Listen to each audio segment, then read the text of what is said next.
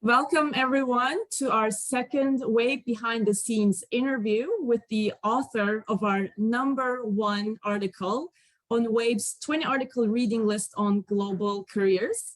We're pleased to have Dr. Anne-Wil Harzing with us as we celebrate her timeless and seminal paper, The Persistent Myth of High Expatriate Failure Rates, that was published in 1995 in the International Journal of Human Resource Management. So congrats again, Anne-Wil, and thanks for joining us today. Thank you, Saba. We also have Nguyen joining our conversation from the University of Vasa in Finland. She is the student board member of WAIB. So thanks for being here, Ha. Thanks so much, Saba. Awesome. So Dr. Anne-Wil Harzing, a little bit of an introduction. She is a professor of international management at Middlesex University in London, where she's a research mentor and a staff development lead. She's a visiting professor at Tilburg University in the Netherlands and a fellow of the Academy of International Business. Her research interests include international human resource management, headquarters, subsidiary relationships, the role of language in international business, and the international research process. She has published more than 130 journal articles, book chapters, and books on these topics, and she's been listed among the top 1% of most cited academics in business and economics worldwide since 2007. Dr. Harzing also has a keen interest in journal and journal quality and research performance metrics. She's the editor of the Journal Quality List and the provider of Publish or Perish, a software program that retrieves and analyzes academic citations. Anne-Wil also maintains a website and a YouTube channel with all things academia, working in academia, blogs weekly about all things academia, and very kind of close to our hearts, she also runs Signa, a network for female academics. So thank you so much again, Anne-Wil, and we are so honored and happy to have you here. So you have your paper that made it to the top of our list. Actually, you have two papers that made it to the top 10. But we're going to be focusing on the #1 paper, The Persistent Myth of Expatriate Failure Rates. And when we informed you about the news, you said this is one of your first published studies. So can you share with our viewers the story behind this phenomenal paper? Thank you so much. Yes, and actually it wasn't even one of the first, it was the first academic article that I ever published. And like the other paper that's in the top 20, the Bears, Bumblebees and Spiders paper, they were both linked to my PhD. And the 1995 paper was the first, and that really came out of my literature review in the first year of my PhD. Because I was studying the role of expatriates in controlling foreign subsidiaries. But when I did my literature review, I found that expatriate failure was really a big topic in the literature. And nearly every article that I would read about expatriates would talk about the big failure rate. And they were doing that basically to justify research on the topic of expatriation. But then when I started looking at the references that they used, I couldn't really find any empirical evidence for that claim. So I was really puzzled, and I thought I would want to find out where this claim comes from. So I went through all of the 30 articles that I could find in the whole citation network. And that wasn't easy, because when I started my PhD, there was no internet yet. So it meant going to the library, copying the articles and tracing everything back. But I couldn't really find any empirical evidence. And I discovered that it was just miscitation of 3 core articles in the fields, and then citing them again and again and again, that had established this myth. So I was quite proud of that work, but then I thought, what do I do with this? And then I thought maybe I can publish it. So I asked my supervisor, and he isn't really in the field of international HRM or international business really. And he said, well, there's this journal called International Journal of HRM, and that sounds like it might be a good outlet. So why don't you try sending it there? So I did, and I had a very kind reviewer. And he only suggested, and I'm saying he because I know who it is, he only suggested 1 or 2 minor changes, which I did in a few hours. So it was a really pleasant start of the publication process, and really nice for an early career academic, because it can be a brutal process, as we all know. So that was a very happy experience. And then when I looked back at this article just recently, when I heard the news, because I hadn't read it for at least 15 years, I must admit I cringed a little, because I found the writing style a bit clumsy. But then again, I had very little writing experience at that time. And I'm not sure how many people know this, but I never enrolled in a formal PhD program. So when I did my PhD, started my PhD in the Netherlands 30 years ago, it was quite normal to just do your PhD on the side whilst working as an academic. So you would do your PhD part-time while you worked as a lecturer, but it did mean that I didn't get any training during my PhD students. I didn't have all this coursework. And I had supervisors, but they were very hands-off. So I absolutely had no clue how to write an academic article. But I did enjoy the research for this article, getting to the bottom of this.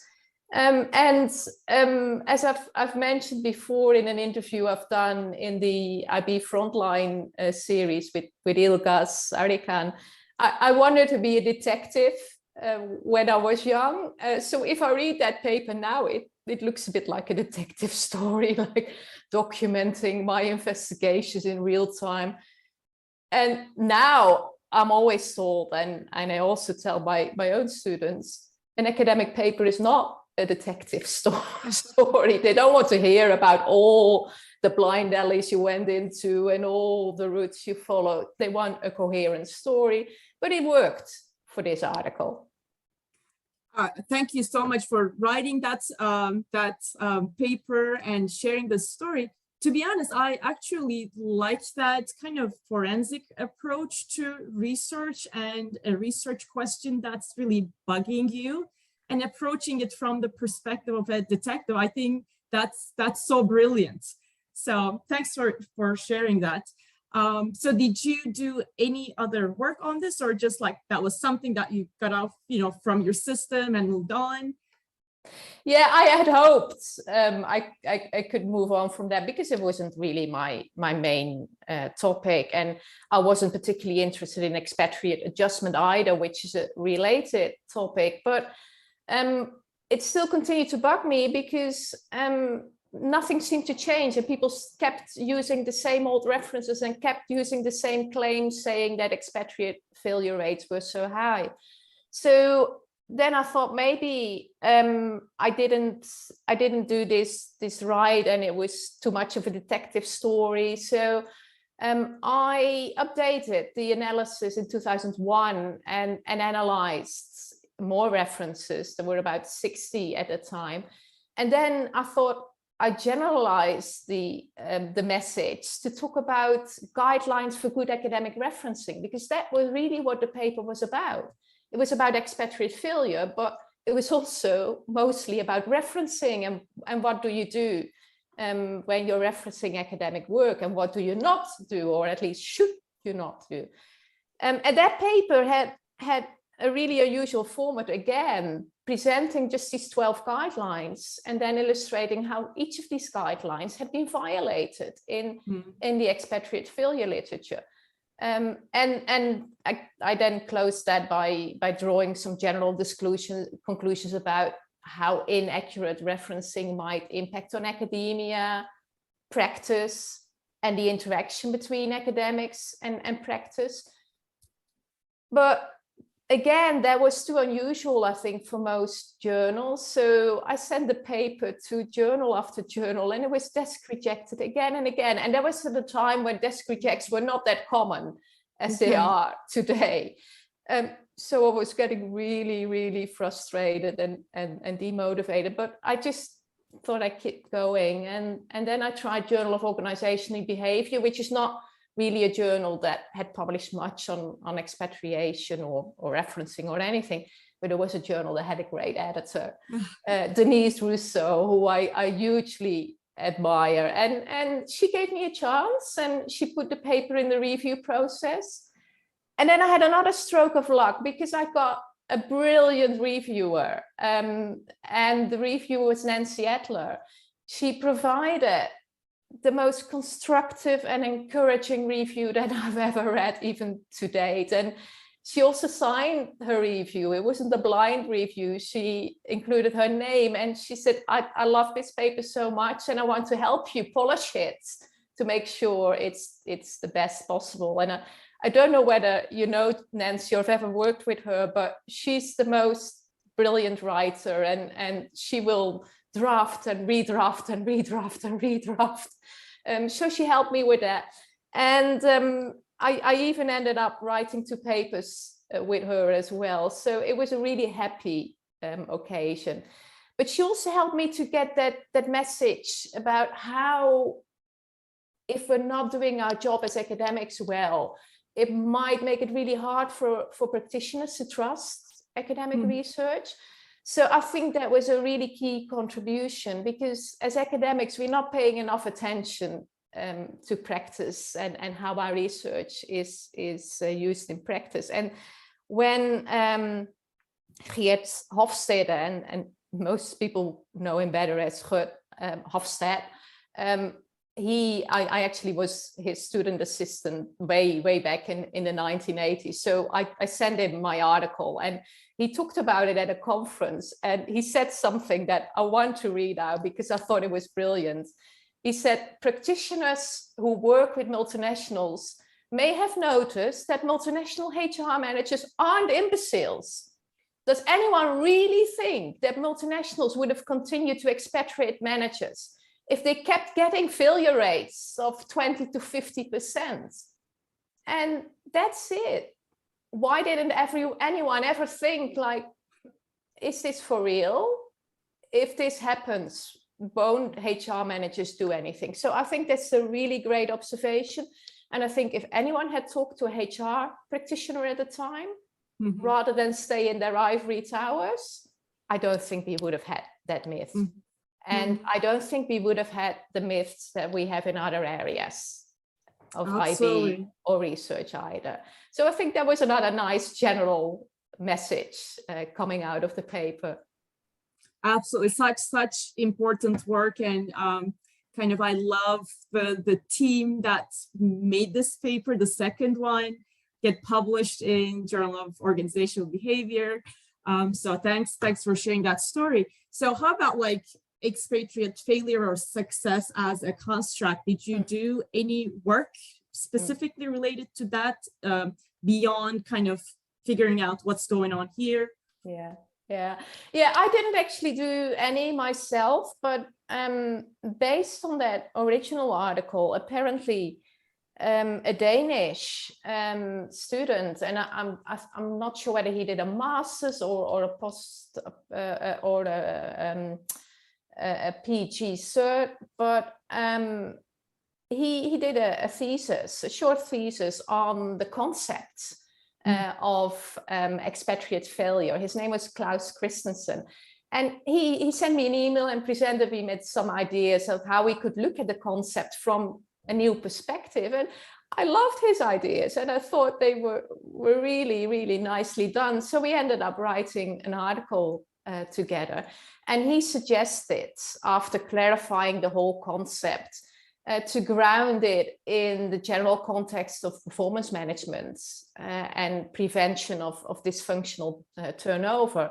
And we had a really nice analysis of how that would help the field. So I think that article is quite similar to one of the other articles in the top 20 that I suggested as one of my favorites, which was an article written by Yvonne McNulty and Chris Brewster about the concept of expatriation as such, which also had remained really ill-defined and used in so many different ways. So I think these kind of articles that are clarifying a core concept are so important in moving the field forward, but they're unfortunately not always easy to publish in top journals because they're not the standard like theory and then empirical work and discussion. So many academics don't even want to embark on them, but these articles often turn out to be the most impactful one, both in terms of moving the field forward and in terms of citations. So I think we should do more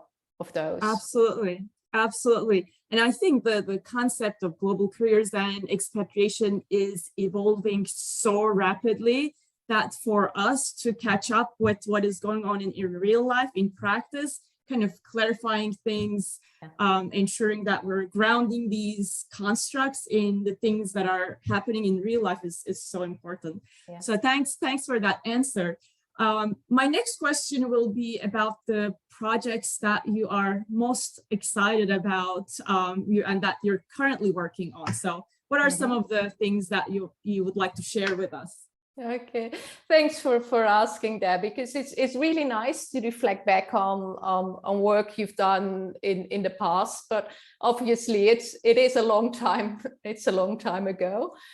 So it's actually really a nice coincidence that I've recently had 2 articles accepted that I kind of see as my last articles in global mobility, because to me they nicely close a particular area that I've been working on for a while, and I think this is really nice to close off this area. One of them is focusing on on international staffing, and that's one that's been recently accepted. It's available in online first in organization studies.